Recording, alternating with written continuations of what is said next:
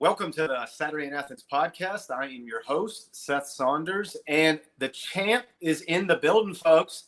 Week 6 has snuck up on us, and our guest picker is none other than our reigning champ, country music recording artist Travis Denning. What's up, brother? Welcome back. Nothing I love rubbing in the face of Aaron Murray more than that I beat him and that I'm the champ. I love it. And, brother, you got the hardware to go with it, man. You got the 10 pounds of red you've been toting around for a year. Dude, so that's good living. I keep it on the bus, and just some mornings I just walk around the bus with it on because sometimes you just need that little ego boost, and it comes in handy. I'll tell you what, that helps you wake up feeling dangerous if you got the 10 pounds of red on to tie the Dang belt. right it does. Dang right it does. Well, let me ask you this first and foremost. I know you're traveling around doing shows this fall. Tell us the things that you have coming up next and where folks can come out and see you. Our next 2 shows going to be Windjammer, Isle of Palm, right in your neck of the woods. Yep. Super fired up about that. That's such a cool looking stage. It's going to be great. And then the next night, that'll be October 13th at Isle of Palm, and then October 14th. We'll be in Macon, Georgia, which I know a thing or two about that little city.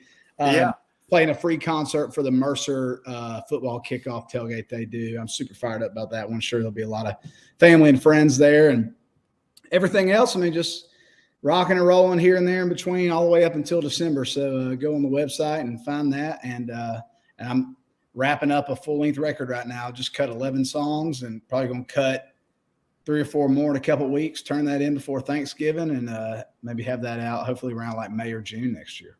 Oh, love that, man. Well, that's super exciting. Well, I know that's a grind too, to be out on the road doing shows and then also doing stuff in the studio as well, but love to hear that. For sure. Yeah. It's kind of, you got to do it. You got to balance both of them, but it's really exciting. I think the music is awesome. I've just tried to keep this mindset of like, if this was the only full-length record I was ever going to make, if I was going to drop dead the day it released, would I be okay with that? And I've just tried to be as deliberate with the songs and have a reason and have a why for every song I'm cutting. And I feel like because I've done that, we've yielded a pretty cool little project. So it's going to be awesome to have it out in the world next year. Oh, that's outstanding, bro. So you said full-length will go out like May or June, maybe, but how about like singles trickling out before that? How's that going to go? Yeah. We're going to put out another song in November, and we'll definitely have something maybe like February, March, probably make a, announcement and stuff. I'm not doing a good job of like hiding this, I guess. I just told you the entire like 7-month plan, but anybody listening, just act surprised when I announce it, please. That's right.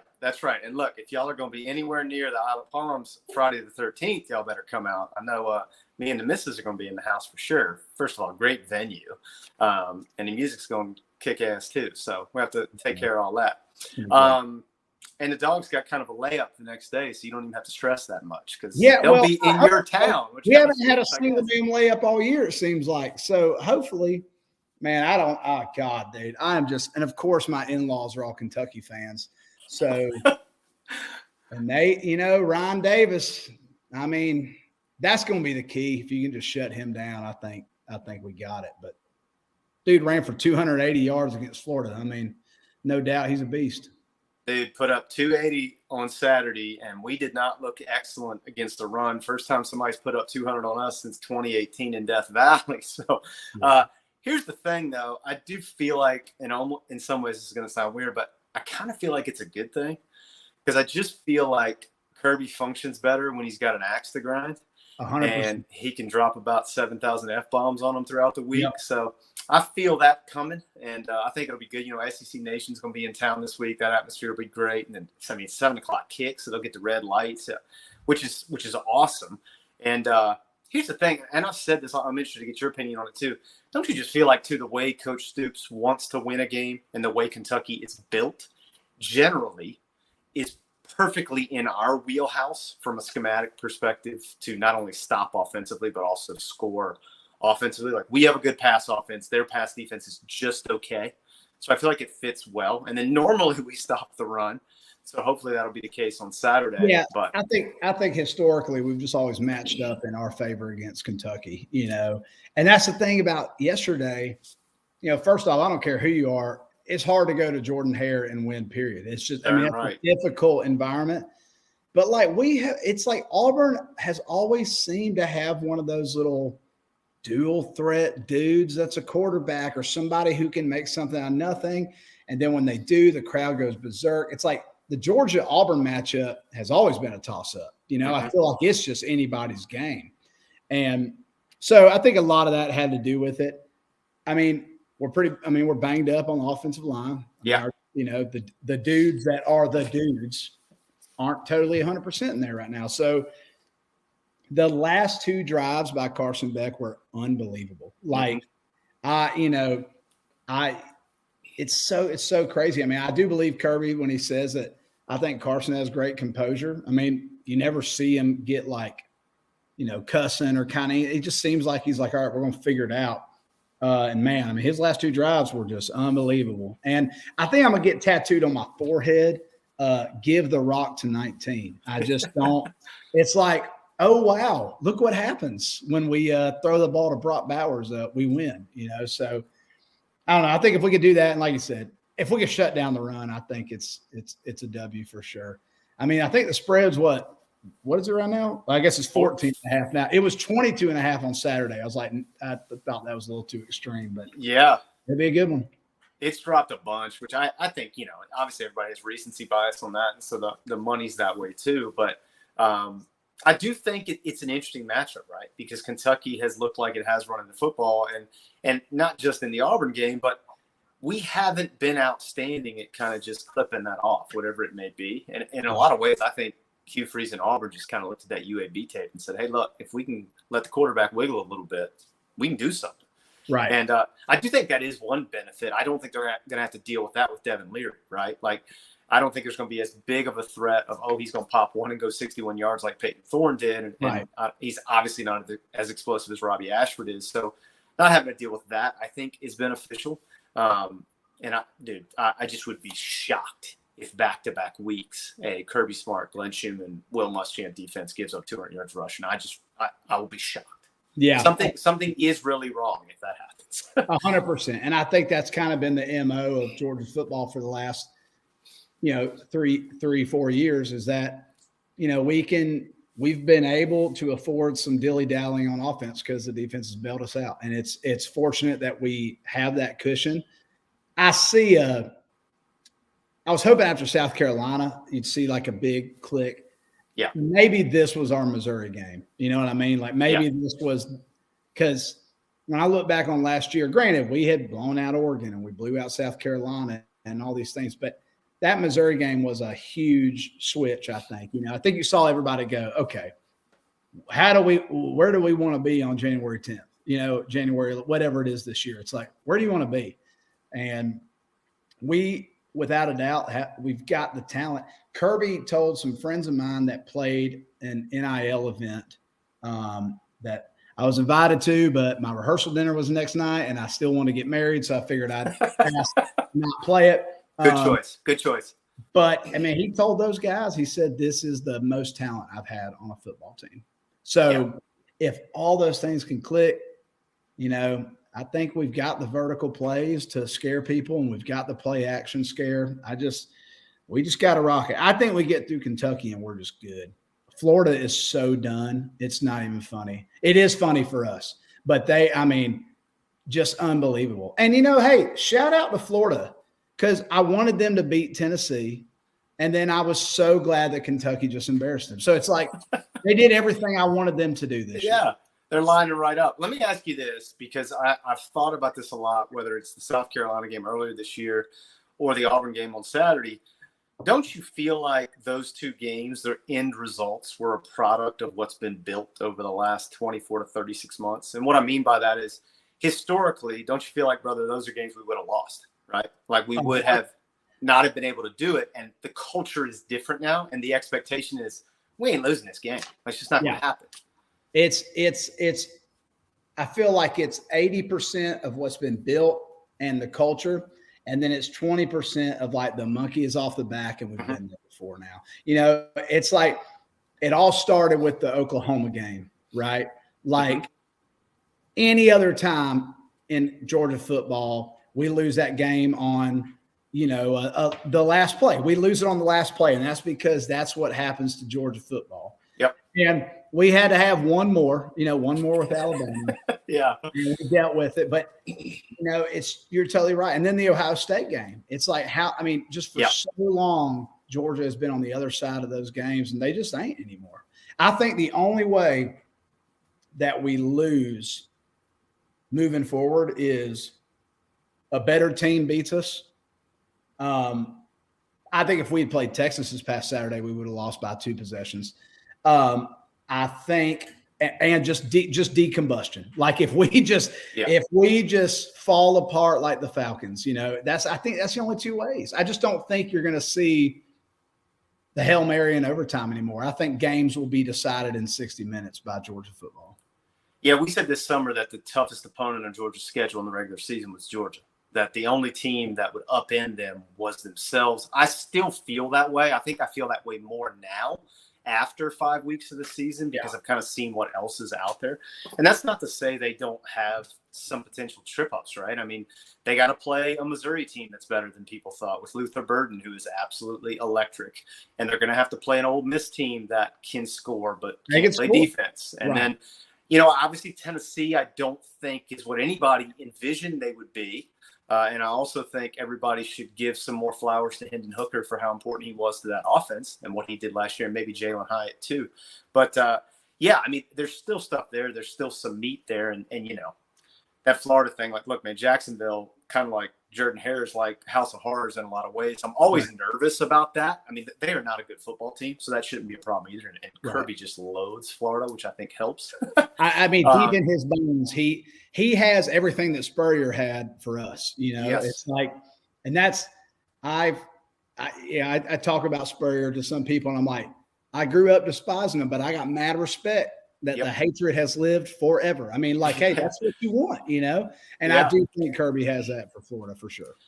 Let me ask you this, too, as a follow-up to what you said, because I think it's a great point about the talent on the roster. Because I do think in a lot of ways, because of what we've experienced the last 2 years, we're all a little bit spoiled, okay? Yeah. And so you are a victim of your expectations. And the expectations have obviously been massive. It's like back-to-back-to-back national titles are bust and all these things, okay? And this is a completely different team than last year's team or the year before that's team. And I'm such a big believer in football teams being this living, breathing organism that is constantly changing, growing into itself, figuring out who it is. And I think this football team is dead in the middle of that right now, figuring out, okay, who are we? What do we do? And I'm going to tell you something. I think by the end of the year, who we may be is a 4-5 wide team that rips it 45 times a game. Like, I think that DNA is there for that. And in all honesty, I think Carson looks the most comfortable when we do that. Yeah. I just think the way we're built, the way the offensive line is constructed, and the depth we have in the backfield, we aren't able to be what we were before, where we're saying, okay, hey, look, we're going to rush for 200 yards. We'll figure the rest of it out, but that's what we're going to do as a baseline. Brother, I just don't know if that's what they are this year. And that's okay. I mean, look, man, if you put up 40 points, it doesn't matter. And let's talk about everybody. And you know who I'm talking about. It's the same people who didn't want Stetson to be the starter, the people who complain about Bobo. You look back on his tenure before this current one, the dude's averaged 38.9 points, 39 points a game, and with the defense that we have now, like you said, that culture of the defense. Yep. If you're scoring 41 points, which I think they're scoring roughly 40, 41 a game right now, like, you better win a game. If you can't, then there's something wrong on the other side of the ball. And I'm fully with you. Like I said, those last 2 drives, there were some great throws. There were just some things that happened. And once that offensive line, like, shut it down and they were giving Carson time, you could just see it. I mean, every time he threw the ball in those last 2 drives, I knew it was completed. Like, it just was so perfect. And Brock is going to get separated and he's going to knock 3 dudes over and everything we got. I mean, Dylan Bell, insane. And the dude running in open space is just unbelievable as well. So, yeah, I hear you. And I think that's cool. I mean, I don't know the last time you could say that Georgia was a vertical football team. I don't know if we've ever been able to say that, really, Yeah, and I'm glad you bring up Coach Bobo too, because God, there's so much bias on that, right? People had so many preformed opinions and all those things, and never would let it succeed, even though I do think it is succeeding. I thought Saturday was a great example of that, man. I love some of the formations they did. How about motioning Brock back to fullback, running an old school 30 trap there on that first down play? Then they do like a quasi wishbone where they pop Brock and Dylan in the backfield at the same time with Dejan to create some looks there that they want. I mean, everybody that I've talked to that's been around him and been in the room with him has said that he is an offensive savant. Like the things that he's able to scheme out and kind of conceptualize are incredible. And I've really liked the play calling so far. And I especially thought the first couple of weeks, man, Carson was still getting his legs under him a little bit. And they were just missing open guys. Yeah, 100%. And that's what I've told people. You can go back and watch tape and watch games. I mean, there's been minimum, I think, 4 or 5 plays this year that, I mean, you had touchdowns. And it's just like you said, he didn't check down, or he had his mind made up and he made a decision. And it's his first year starting. And again, when it's against UAB and it's against whoever, Ball State or whoever, you can afford that. You know what I mean? I think what's going to matter is, against Kentucky and definitely against Mizzou, you just have to take advantage of those moments. And when they slip up, I mean, this past Saturday was a perfect example. We were 1 catch away from it being 7-3.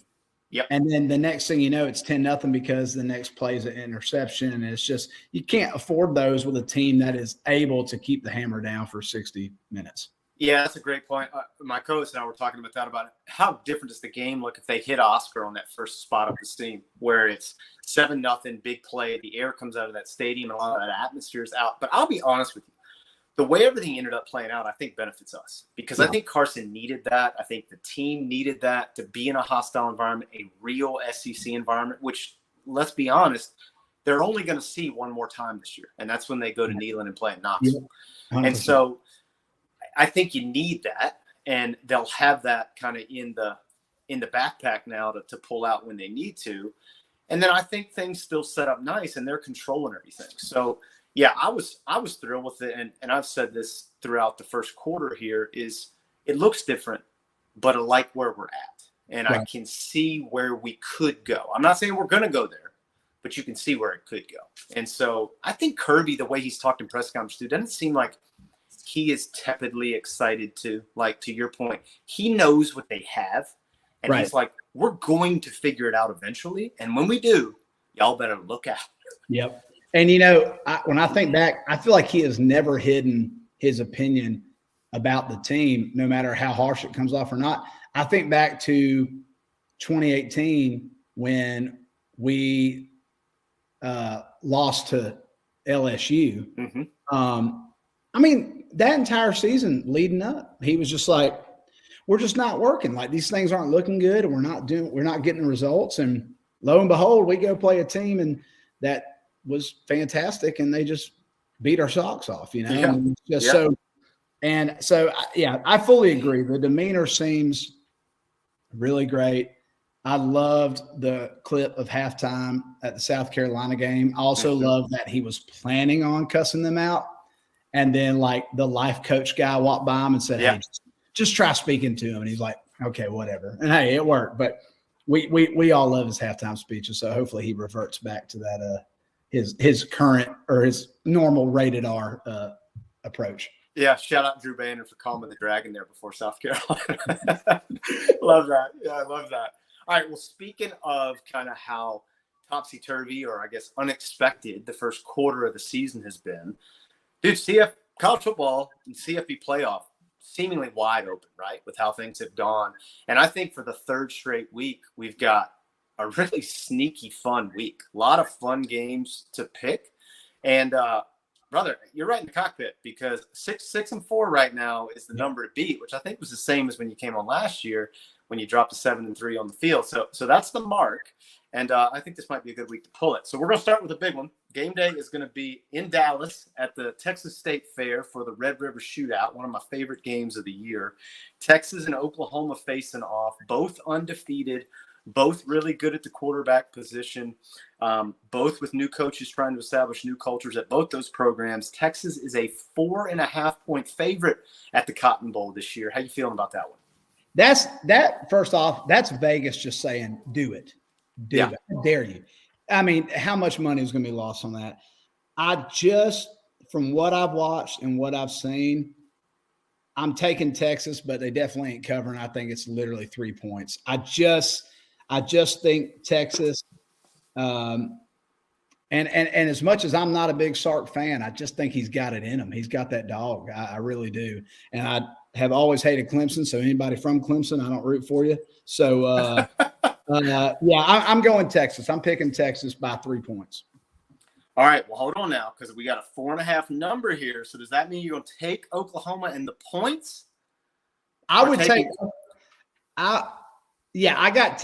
First off, I don't sports bet because if I lose $200 at the craps table, I'm contemplating my whole life. So if I'm using wrong terminology, my apologies. But I'm taking Texas to win, and but I'm not taking them to cover. Yes. Okay. All right. Perfect. So then you're going to go Boomer Sooner for the pool purposes. For the pool purposes, yes. Yeah. Because I want to make sure we get you the wins that you need here. Okay. Perfect. So we're purely betting spread here, then, right? Pure spreads. But okay, I want to hear your winners too, because we end up saying that too. So okay, cool. I think my co-host is in the same boat. He's taking Oklahoma to cover, but I think he likes Texas to win. And I'm the same way. And I'll tell you why, man. I think Dylan Gabriel's the kid nobody's really talked about.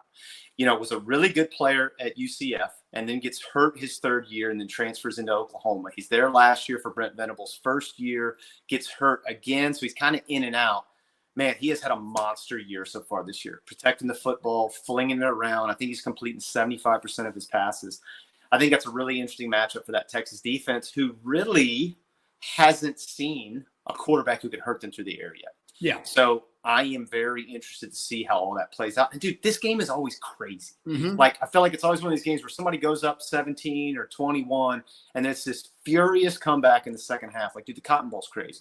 So I stinking love this game. I love that it's 11 o'clock local. Wish I was there to eat some funnel cakes and like a 78-foot-long corn dog. But yeah, man, this is the best. So, all right, well, all three of us on Oklahoma, but I think all three of us think that Hookem is going to win the ball game. So, dude, that's a great start to the day. This is another interesting one. Maryland going to Columbus to play Ohio State. Again, both undefeated. Maryland with Tua's brother, I think his name is Tailoa, I think is how you say his first name. I always mess this up, but I hope that's right. And he's had a very good year. And they are 17.5-point road underdogs going into the Horseshoe. So I think we all probably expect Ohio State to win that football game. But how do you feel about the Terps against that number? Again, this is a reason that there's skyscrapers in the desert of Nevada. Because I can see it being a 17-point game. I can see Ohio State winning by 17. And I haven't, they're going to win. They're not putting up 55 points a game. Yeah. They're not, I don't know, offensively, it's not that high score in Ohio State thing that we saw with Justin Fields and then with, last year with Stroud and stuff. So, yeah, I think I'm going to do the same approach. I have Ohio State winning, but I think they're going to win by 17 points. I don't think they cover 17.5. All right, so you're on the Terps to cover. I'm on the Terps. My co-host also on the Terps to cover. I think I'm going to take them too, man. I think they do enough to keep it close. And again, this is more of me being leery of Ohio State's offense than I think it is about Maryland's prowess. Although I do think they're better. And I also think, brother, nobody's talking about it. They're 5-0. And they score points. So, and they gave Ohio State trouble last year in College Park. And obviously the Horseshoe's a different environment, but I just think that number seems a little too big. But to your point, man, this is why Vegas has the skyscrapers. This feels like it could be one of those bad beat games, but I'm going to roll with it. So we're all on the Terps too. Dude, big slate at noon, because I think this is another real interesting game, especially given what happened next weekend. LSU got to go to Columbia. Make sure all the Bayou Bengals get you some Shakespeare's Pizza while you're in town. They are 6.5-point road favorites playing the Mizzou Tigers in the 11 a.m. local time slot. Dude, Mizzou can fling it, brother. Brady Cook been playing real well. I would pay good money to watch Luther Burden play live. Although I'm still a little upset he's not in Athens, but I get it. He's from the Lou, so he went home. But how do you feel about this? You like LSU to go on the road, not just get a win, but cover that number, or you think Mizzou upsets the apple cart a little bit? I got LSU by -1,000,000 on this one. I think Mizzou's cool and all. They're doing their thing. It's just not going to happen. LSU scored just shy of 50 points and they lost a game. They're going to score so many points, and I just don't think Mizzou does it. I got LSU winning and covering big time. Yeah, my co-host is taking LSU too, and he's kind of same reason. He's like, look, man, I just think LSU is going to jump out early and score. And he goes, I don't know if Mizzou is built to play from behind that way. And, man, I think there's some merit to that. But I'm going to be honest, this is one of those I'm gun shy because I picked Kansas State to go in and cover against Mizzou. It was almost the same number. And Mizzou busted it up, and the thicker kicker hit the 61-yarder or 50, whatever it was, the gigantic kick. Yeah, 61 yards. Yeah, to win the game. And so I'm a little gun shy. So because of that, I'm going to try to turn the boat. I also need to pick up some space on my co-host. So I'm going to take Mizzou.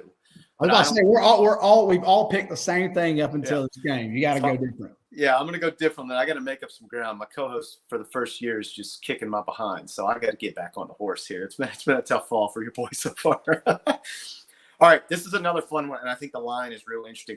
Washington State, one of the surprises of the early season. I think it's an awesome story given that they've kind of been left at the ball without a partner, almost literally. And, dude, Cam Ward can play, boy. And was great at Incarnate Ward, transfers into Pullman, and has been doing great things there. I think the other thing is, man, they play good defense. They beat a very good Oregon State team a couple weeks back. And, dude, they're going to the Rose Bowl to play UCLA. -2.5. UCLA is a favorite at home in that game. I don't know, man. Something about this line stinks out loud. But how you feel about this one? Yeah, I think Washington State takes this one. I think it's minimum a touchdown.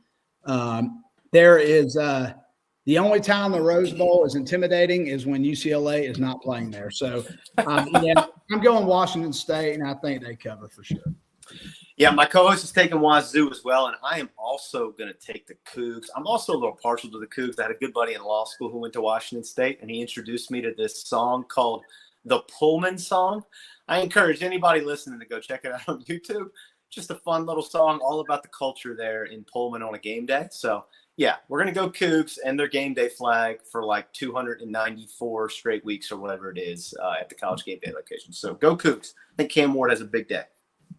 All right, next one.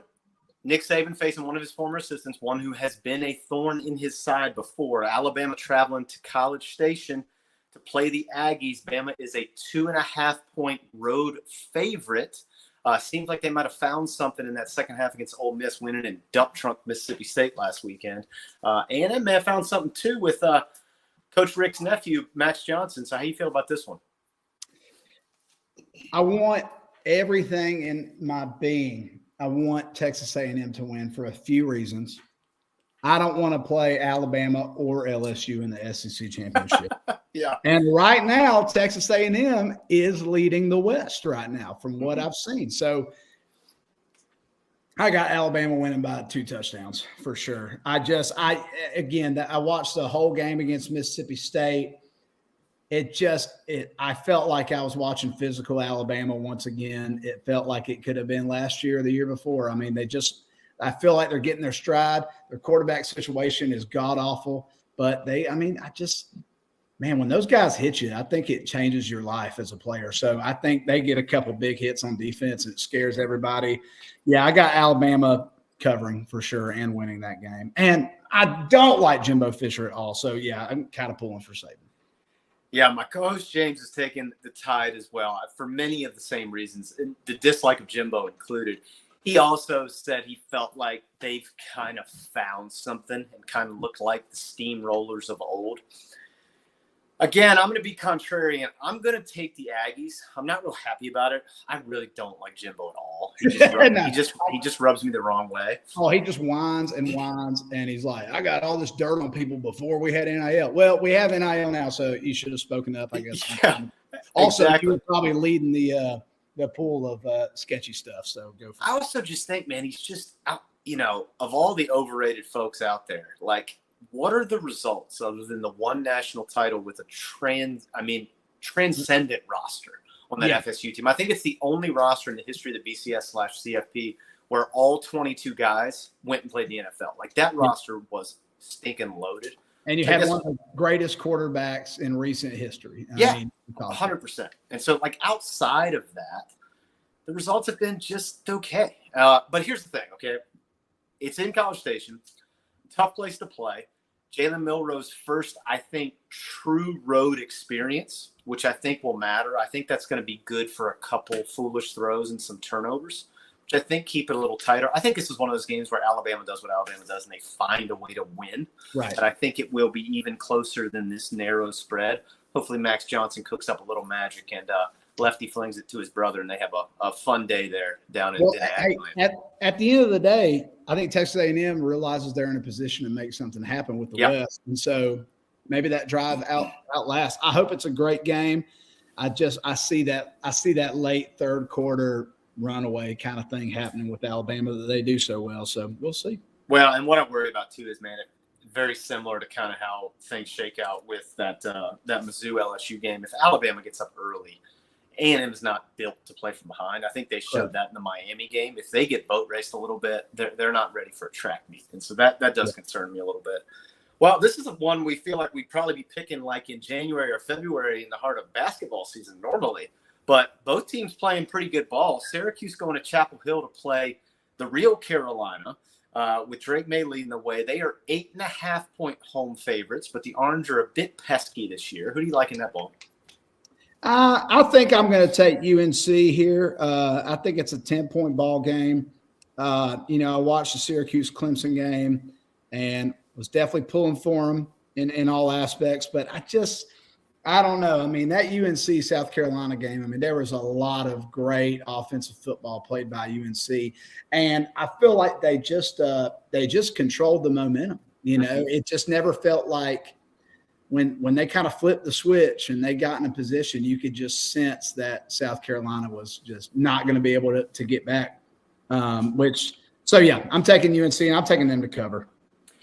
My coach taking them too. He texted me. He said the better team wins out at the end of the day, and I think that's a good way to sum it up. Look, think about UNC's season outside of the nail biter against App State, which I don't know what was happening in that game, but other than that, UNC been very controlled in their outcomes each week. And, they got Drake May, one of the better quarterbacks in the country, was the Heisman frontrunner to start the year last year. I think Coach Chizik has their defense playing a lot better. They showed that with, almost dropping 10 sacks on South Carolina in the opening game. So, I mean, the talent is there. And I just don't know if the Orange can go on the road and take care of business. So, yeah, I think Clemson showed some cracks with Syracuse, and I'm with you, boys. I'm taking the Tar Heels as well. Yeah. All right, it's a rivalry game. It's one of my favorites. We love a trophy game. And this is the oldest trophy game in the United States of America, brother. I did not know that, actually. I did not know that. Michigan going to Minnesota to play the Golden Gophers and PJ Fleck, the Row the Boat Boys. They are playing for the Little Brown Jug. I'm going to give a little reference on the Little Brown Jug because I was curious. Because why the hell do we play for a Little Brown Jug, right? So apparently in 1903, both teams were undefeated. And Minnesota – Michigan was going to Minnesota. Michigan's coach was very paranoid that Minnesota was going to mess with their water, like try to get the guys sick. So they go to the hardware store and they buy their own Red Wing jug to put water in for their team. Well, after the game in the shuffle, Minnesota wins the ball, or it ties 6-6, very controversial in the game.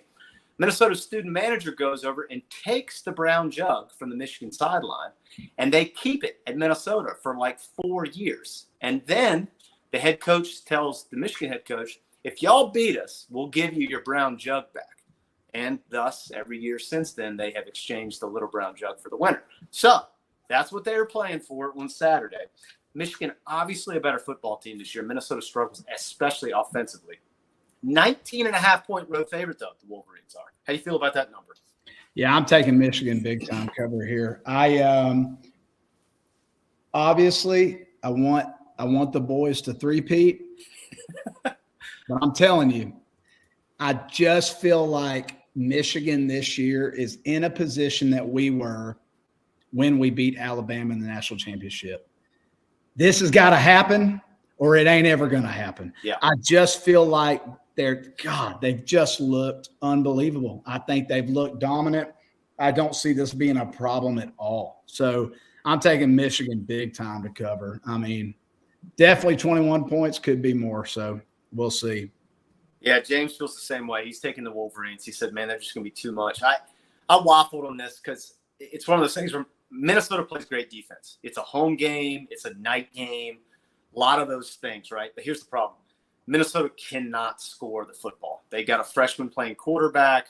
They just don't move it like they used to. They lost 2 premier offensive players from last year's team. I don't know how they do it, and Michigan's not going to stop. They are going to score points. J.J. McCarthy is in charge of that offense. So I'm with you, boys. I think Michigan covers this, and I don't know that they really exert too much doing it. I just don't think Minnesota has the Jimmies and Joes this year to hang with the best team there in that division. So, yeah. Absolutely. All right, this is another interesting one given how the first part of the season has gone. Notre Dame going to Louisville to play the surprise Cardinals. And Louisville is a 6.5-point home dog. Notre Dame coming off a nice win against Duke there in Durham with game day in town. Tough loss against Ohio State, obviously, at the last minute. How do you feel about this one? Louisville, obviously, a different animal this year. They're scoring points. They're exciting. Notre Dame has shown some cracks, it looks like, on the offensive side of the football. Do you feel like they cover this on the road? I think that they don't. I think Louisville covers. I have no idea who wins. I think probably realistically Notre Dame probably pulls it out. They were an interception away from losing that Duke game. I mean, It was so close. Yep. They probably should have lost. And, again, my in-laws are Kentucky fans, and they've been honest that they ain't looking forward to that game this year. So, I don't know. I mean, I think Notre Dame probably pulls it out. I just don't think they cover. I don't know what it is. I mean, maybe that quarterback's too big of a pretty boy. I don't know what the deal is. But, yeah, I think Louisville covers this one. James taking the Cards, and I'm taking them too. I just like what they got going on, man. They got Jack Plummer, transfer from I think he was at Cal last year. He had been at Purdue before with Coach Brom. I just like the philosophy, man. They just want to fling it. They want to score points. I don't think Notre Dame is built that way. And in all honesty, they haven't seen anybody capable of doing that yet, because as much as Ohio State's been hyped up as that's what they are, Kyle McCord ain't it. They just haven't done it right. Yeah. Yeah. So I think this is the first real test that Notre Dame defense gets. And man, I would not be surprised if Louisville wins this game straight up and kind of plants a flag and says, hey, we are here in the ACC race this year, boys. I could see that happening too. And I think it'd be a cool thing to see, because anytime I see the Irish lose is a good day for me. Yeah, yeah. All right, this is probably a funny one to be on the list. But again, given how the first part of the season has gone, Fresno State undefeated and ranked this year, and absent a loss to Texas. Wyoming hadn't lost a ball game either.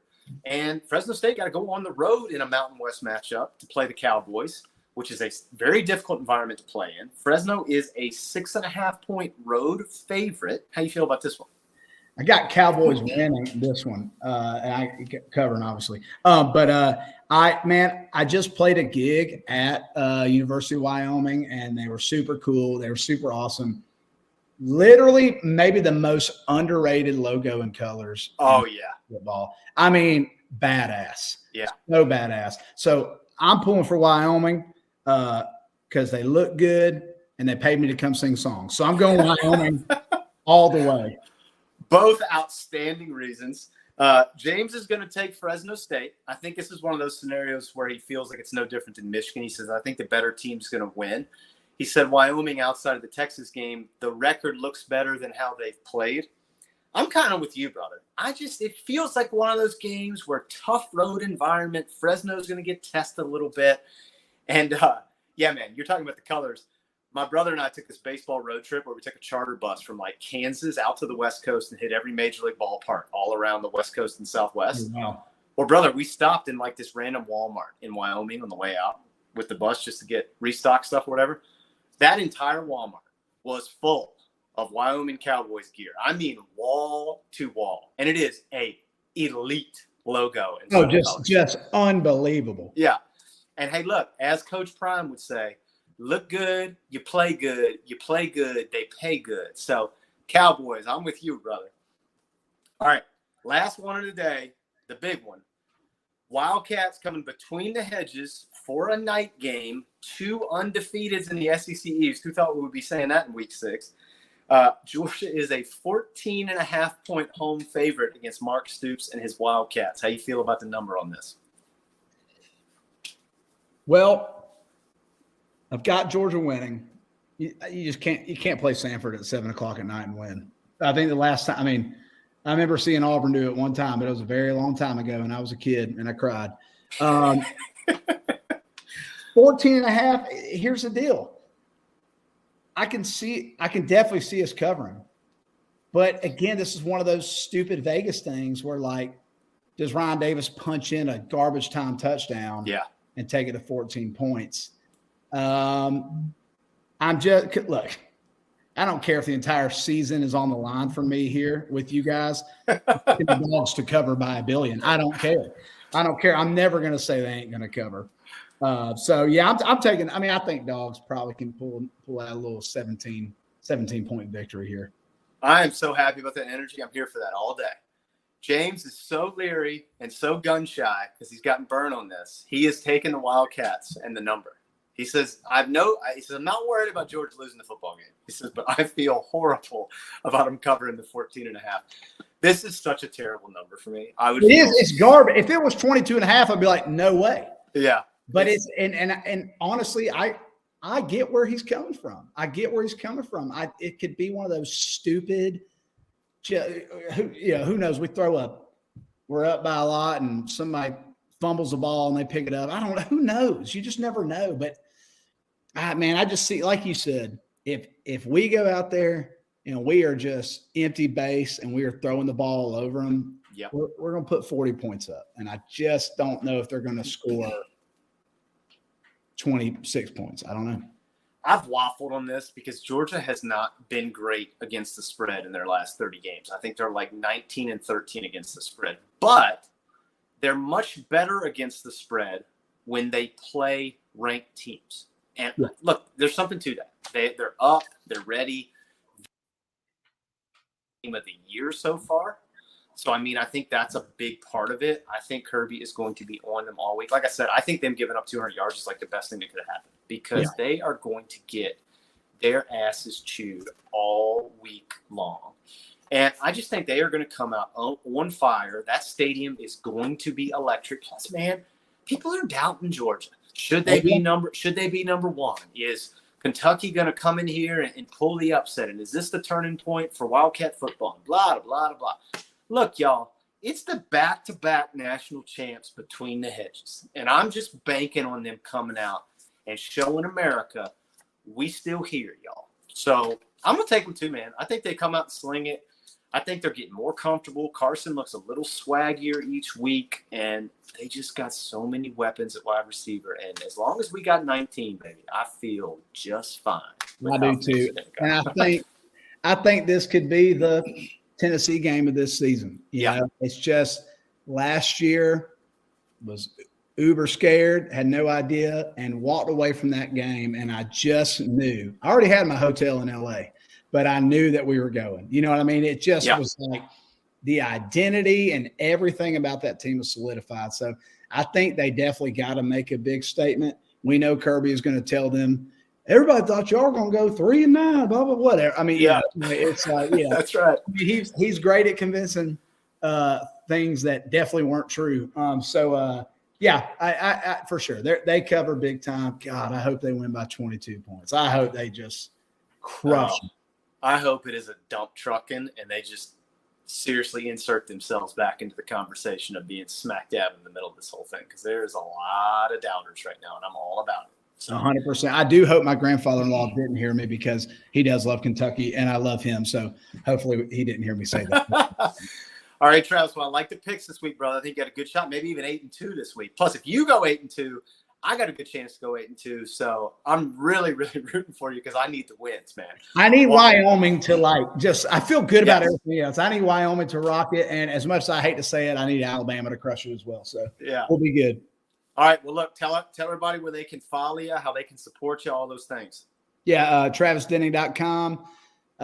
Travis Denning anywhere with a blue check mark except for Twitter, which is now called X. I don't know. I'm Travis _ Denning there, but Facebook, TikTok, whatever that thing's called, Instagram, all that good stuff. And definitely one more song coming out before the end of the year that I'm super pumped about. All right, brother. Well, we always enjoy spending time with you. Love talking ball with you, and are fired up to see you at the Windjammer on IOP here in a couple of weeks, man. And until then, go Dawgs. Go Dawgs, man.